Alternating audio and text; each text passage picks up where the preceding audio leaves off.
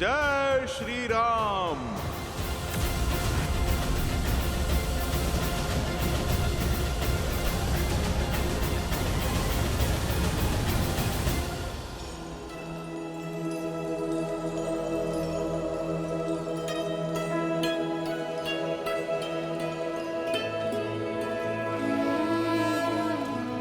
नारायण नारायण।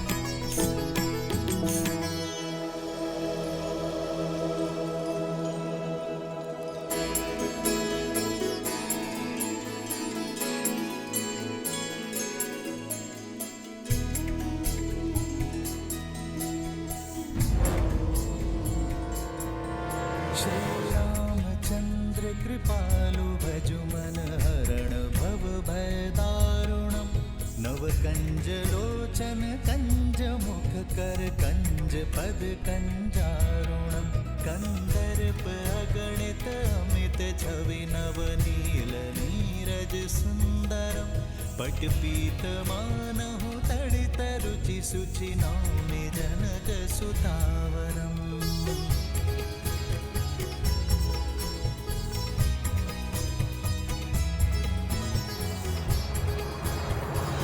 युक्ति तो अद्भुत निकाली है नारद ने। हनुमान हरि के भजन में कभी विघ्न नहीं डालेंगे। यमदेव, यही उचित समय है। देवऋषि नारद ने श्रीहरि के भजन से हनुमान जी को बांध दिया है और श्री राम भी अयोध्या पहुंचने ही वाले हैं। भेज दीजिए काल पुरुष को, यही उचित समय होगा।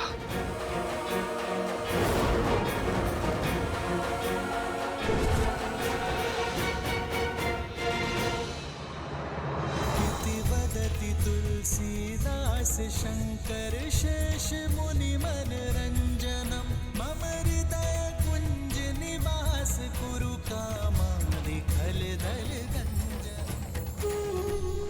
एक भक्त ने दूसरे भक्त को रोकने के लिए भगवान का ही सहारा लिया है। अद्भुत चतुराई है आप में देवर्षि नारद। अब क्या करोगे मेरे हनुमान?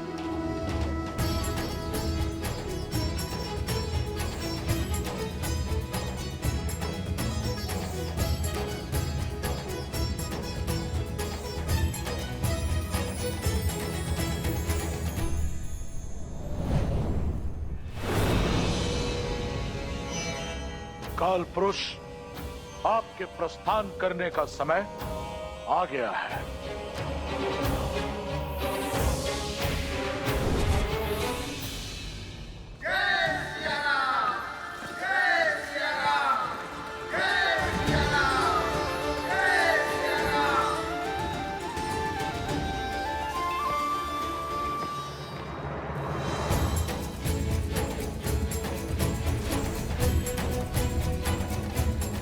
प्रभु, प्रभु अयोध्या पहुंच गए? तो नारद मुनि मुझे टालने के लिए प्रभु के भजन में लीन हैं।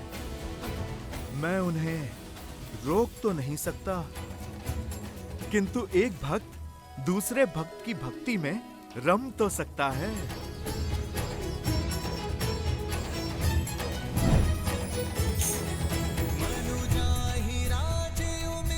अच्छा, तो इन्हें लगता है मुझसे अधिक स्तुति कर पाएंगे ये। नारद किसी के रोके नहीं रुकता।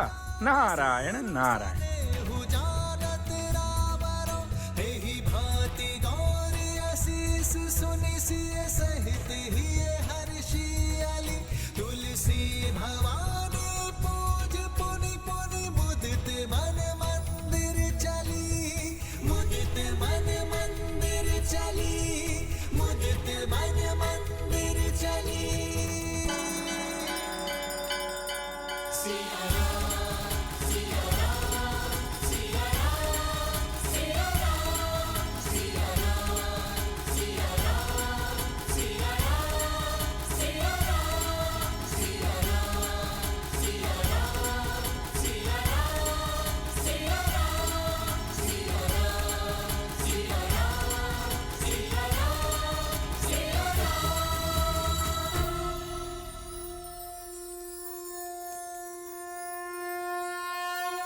लीजिए, बुद्धि के धनी हनुमान ने इस संकट का हल खोज ही लिया है।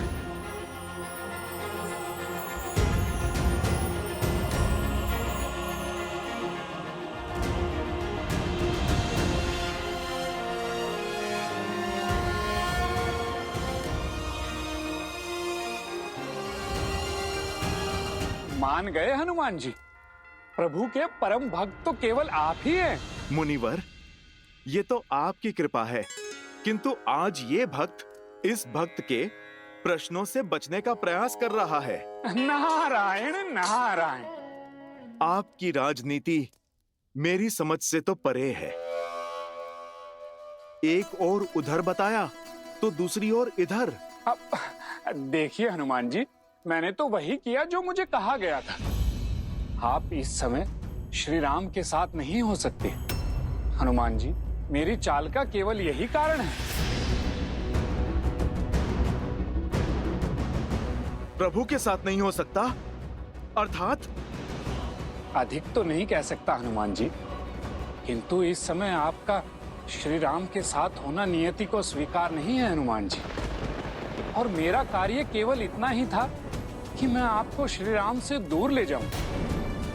मैं आपकी भक्ति के आगे अपना मस्तक झुकाता हूं हनुमान। आप जैसा भक्त इस धरा पर न जन्मा है न कभी जन्मेगा। आपकी शुद्ध भक्ति से आने वाला युग श्रद्धा एवं सतता सीखेगा, संबंध निभाना सीखेगा, और इसी कारण आप सदैव सदैव के लिए स्मरण किए जाएंगे। बस इससे अधिक मैं और कुछ नहीं कह सकता हूं हनुमान जी। मुनिवर, मेरा संदेह सत्य में बदल रहा है। मेरे प्रभु पर संकट के बादल मंडरा रहे हैं। आप मुझे आज्ञा दीजिए। मेरे जीवन का एकमात्र उद्देश्य प्रभु की रक्षा मुझे पुकार रहा है। जय श्री राम।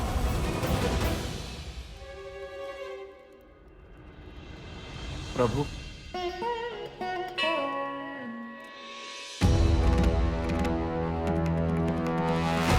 ऋषिवर, इसके आगे का मार्ग हम स्वयं पूर्ण करेंगे, क्योंकि कुंभकर्ण पुत्र देवामीर को यह ज्ञात हो चुका होगा कि श्री राम के पुत्र यहाँ आ चुके हैं। ऐसे में हम पर अनंत प्रहार होने लगेंगे और इसमें आपका जीवन भी संकट में आ सकता है। और गुरुवर, आपको कोई संकट में डालकर हमें विवश करे तो वो मुझे बिल्कुल स्वीकार नहीं। इसलिए हम आपसे आग्रह करते हैं कि आप जाकर शिव मंदिर में बैठकर तप कीजिए। तब तक हम इस कुंभकर्ण के पुत्र को समझा कर आते हैं। कल्याण हो।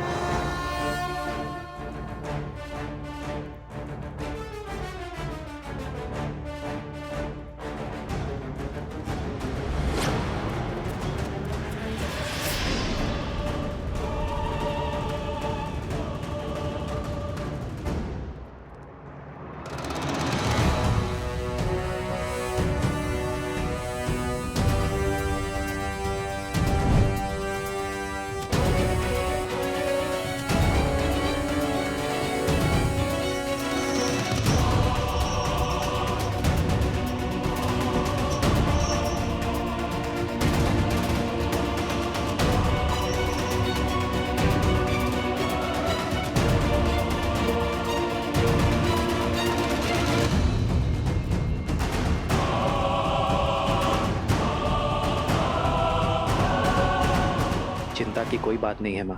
लवकुश सकुशल है और भरत पर भी कोई संकट नहीं है।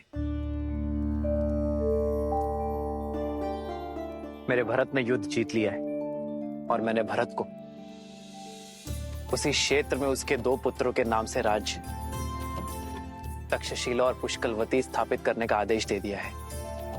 राज्य के निर्माण के पश्चात वो लौट आएगा माँ।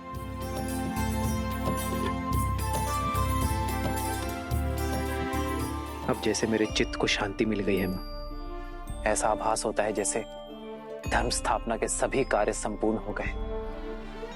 हमारे रघुकुल के वंशज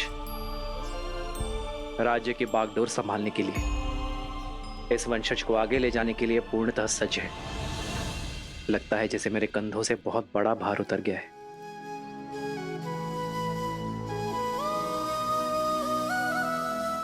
श्री राम श्री राम श्री राम श्री राम।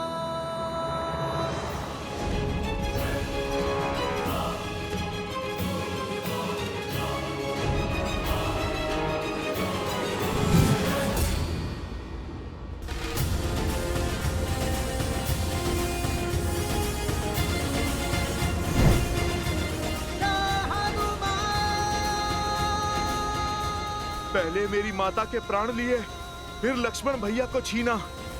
अब ये नियति मुझसे मेरे प्रभु को पृथक करने का षड्यंत्र रच रही है। कुछ तो है जो मेरी सोच और समझ से बाहर है। अति शीघ्र प्रभु के पास पहुंचना होगा।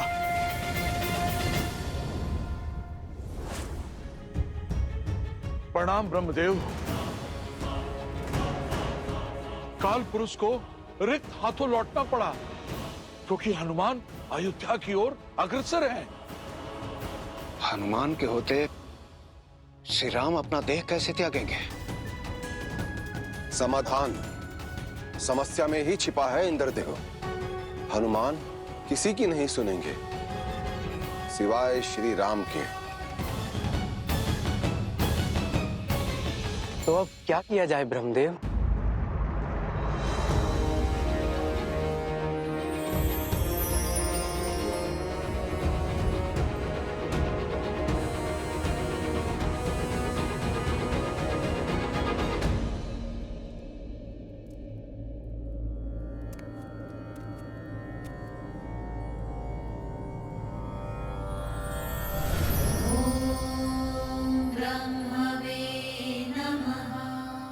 प्रभु, इस समय आप यहाँ बताइए किस प्रयोजन से आए हैं? एक समस्या है श्री राम, जिसका समाधान समस्या में ही छिपा है। हमारे संकट का निवारण आप हैं श्री राम। मैं उसी दुविधा के हल के लिए यहां उपस्थित हुआ हूं, जिसके लिए आप भी चिंतित हैं हनुमान।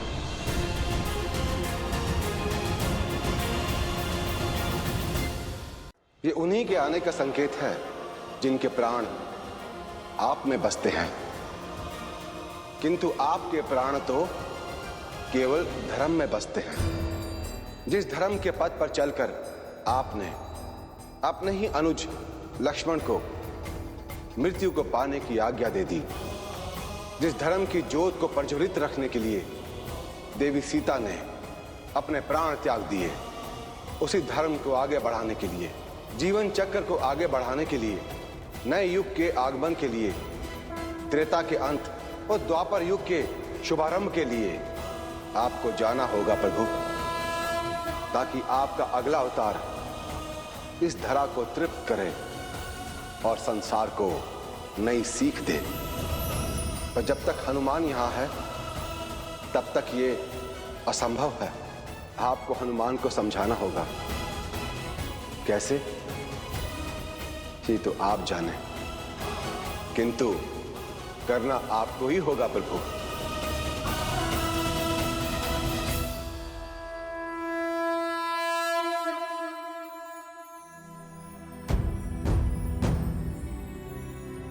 हनुमान। प्रभु,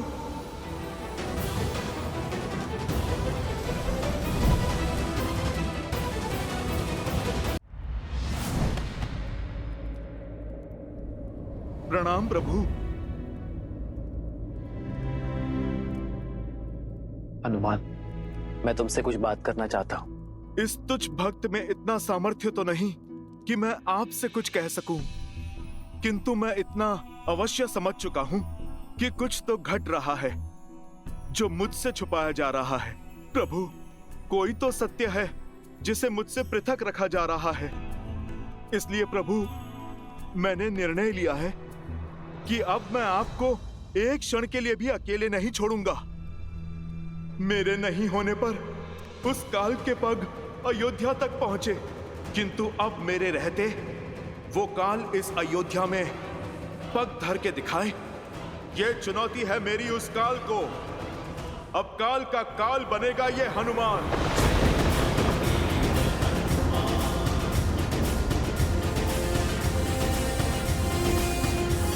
मुझे मेरे प्रभु से कोई भी पृथक नहीं कर पाएगा, कोई भी नहीं प्रभु।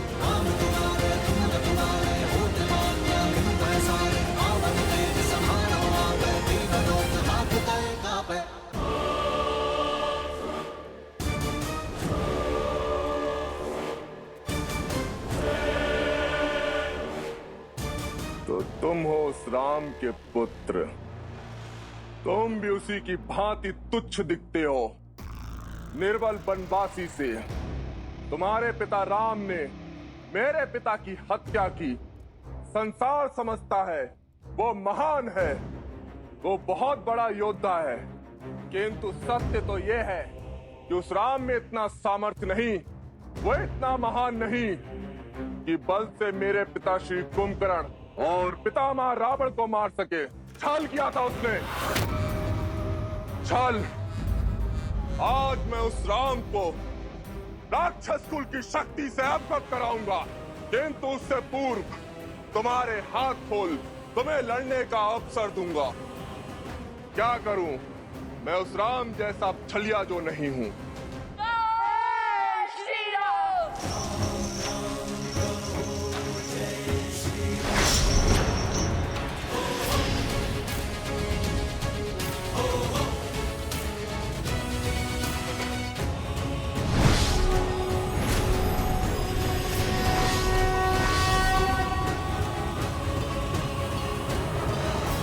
बंदी बना लो इन्हें।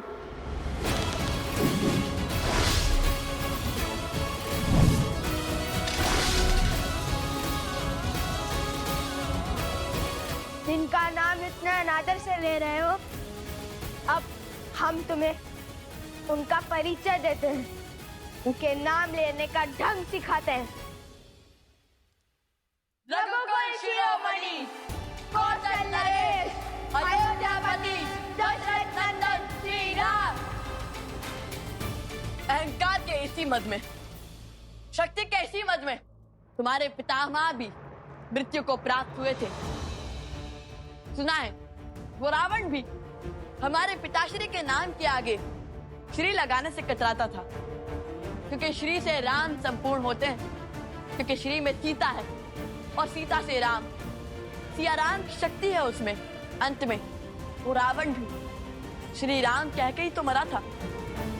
श्री राम वो ध्वनि नहीं जिससे मन घबराए, ये वो जय घोष है जिससे हर पुरुष, हर स्त्री, हर नर, हर मन को एक करता है। और धर्म की ओर से श्री राम और माता सीता का आयन ही तो श्रीमद् रामायण है, और हम सिया राम के पुत्र हैं। चाहे तो एक ही बाण में तुम्हारी जीवन लीला समाप्त कर सकते हैं, किंतु नहीं, हमारे पिताश्री ने भी तुम्हारे पितामह को, तुम्हारे पिता को एक अंतिम अवसर अवश्य दिया था सुधरने का। तुमने इस धरा को अधर्म के अधीन किया, इसलिए हम श्री राम पुत्र लव कुश तुम्हें सुधरने का एक अंतिम अवसर देते हैं। इस धरा पर धर्म स्थापित करने का एक अंतिम अवसर देते हैं हम तुम्हें। हम तुम्हारे द्वार पर तुम्हारी प्रतीक्षा करेंगे। शुभ अवसर है, चूकना मत। सोचो कि तुम्हें अपने पिता या पितामह की भांति युद्ध कर कुल को सर्वनाश के मार्ग पर ले आना है, या अपने चाचा श्री विभीषण की भांति धर्म के पथ पर चलना है।